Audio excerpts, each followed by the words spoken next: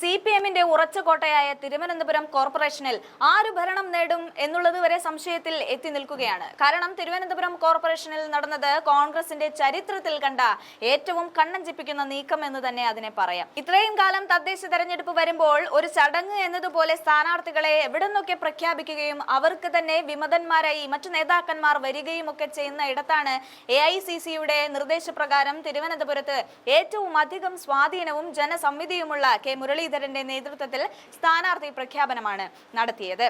ആകെ കോൺഗ്രസ് മത്സരിക്കാറുള്ള 84 സീറ്റുകളിൽ 48ലേക്കും സ്ഥാനാർത്ഥികളെ പ്രഖ്യാപിച്ചിരിക്കുകയാണ് കോൺഗ്രസ് നേതൃത്വം.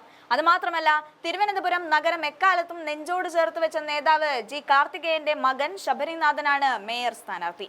തങ്ങളാണ് കേമന്മാർ എന്ന് മത്സരിക്കുന്ന ഓരോ സ്ഥാനാർത്ഥികളും തീരുമാനിക്കുകയും അധ്യക്ഷ സ്ഥാനത്തിനു വേണ്ടി തമ്മിലടിക്കുകയും വീതം വെക്കുകയും ഒക്കെ ചെയ്യാറുള്ള കോൺഗ്രസ് ഇത്തവണ ഒറ്റ പേരിൽ എത്തുകയാണ്.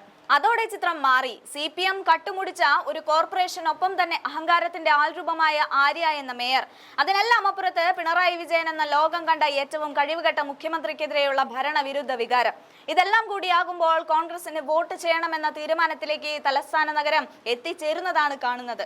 അതിനായി ജനങ്ങളെ സജ്ജമാക്കുന്നതിന് ഏറ്റവും അനുയോജ്യമായ KS ശബരിനാഥൻ എന്ന് ആ നഗരവും നാടും തീരുമാനിക്കുകയാണ്. തിരുവനന്തപുരത്ത് മറ്റൊരാൾക്കും കിട്ടാത്ത ഒരു പ്രത്യേകതയാണ് ഈ മേയർ എന്ന പദവിക്ക് ശബരിനാഥന് ഉണ്ടാകാൻ പോകുന്നത്.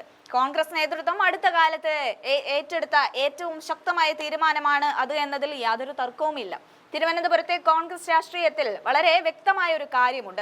ജനങ്ങൾ കൂടെ നിൽക്കാതിരിക്കുന്നത് കണ്ടുമടുത്ത വാർദ്ധക്യ മുഖങ്ങളുടെ സാന്നിധ്യമാണ്. എന്തിനും ഏതിനും പാർട്ടിയെ ചിറകിനുള്ളിൽ വെച്ച് നശിപ്പിക്കുന്ന നേതാക്കൾക്ക് പകരം വികസനത്തിന്റെ കാഴ്ചപ്പാടുള്ള യുവമുഖങ്ങൾ വരുന്നതോടുകൂടി കോൺഗ്രസിനെ വീണ്ടും നെഞ്ചോട് ചേർക്കുകയാണ് ജനങ്ങൾ. പണ്ടെല്ലാം നമുക്കറിയാം, നഗരത്തിലെ എല്ലാ MLA-മാരും കോൺഗ്രസുകാരായിരുന്നു, UDF-കാരായിരുന്നു. അവർ തന്നെ അത് സാമ്രാജ്യമാക്കി വെച്ചപ്പോഴാണ് ജനങ്ങൾ തിരിച്ചത്. ഇതിപ്പോൾ ശബരിനാഥിന്റെ പേര് കേട്ടതോടെ ജനങ്ങൾ വീണ്ടും UDF-നെ പ്രതീക്ഷയോടെ കാണുകയാണ്. അതാണ് ഇന്നലെ മുതൽ തലയിൽ കല്ലിളകിയതുപോലെ CPM നേതൃത്വം ആളുകളെ തേടി തുടങ്ങിയത്.